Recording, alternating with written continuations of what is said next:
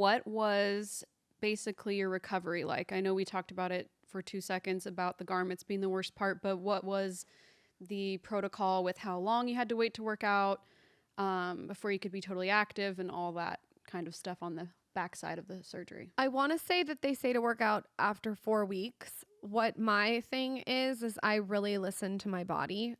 And I know doctors maybe don't want to hear that. I definitely would check with your own AirSculpt doctor, but I listen to my body. And immediately, and Dr. Rawlings recommended this, was I walked. So I was up walking the next morning on the beach for 2 miles. Like I wanted to get that lymphatic system going.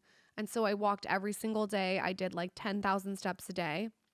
And then when I felt like I was ready to lift weights, I started I didn't go very heavy. I think it's one of those things where you do have to listen to your body and talk with your doctor because it is so circumstantial.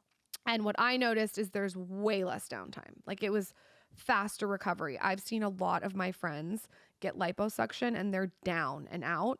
This was so fast.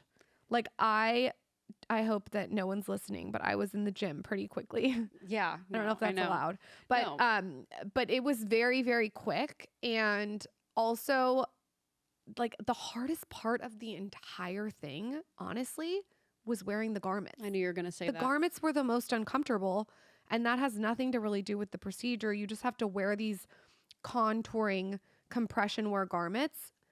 And that was the hardest part. Yeah, there's a lot of questions about that specifically.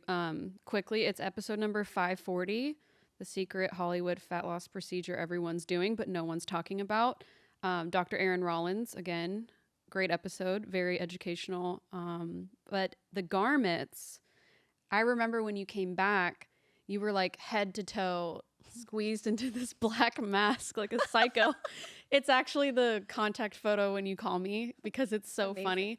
Lauren was like shopping at Prada like the next day in all of her crazy garments, and she had her glasses and she was drinking champagne. It's just textbook Lauren. Don't drink champagne or work out or shop at Prada the next day. It was for the shot. Maybe she wasn't really drinking. No, I was drinking champagne. I had a couple sips. Just a couple sips. So you're not supposed to do that though. That's fine. Yeah, it was way less downtime, I think, than liposuction from what I've heard. Like people say that you are scars and bruising and long-term swelling, and there can be like sort of like a ripple effect with lipo. And I just really experienced natural looking, like smooth skin.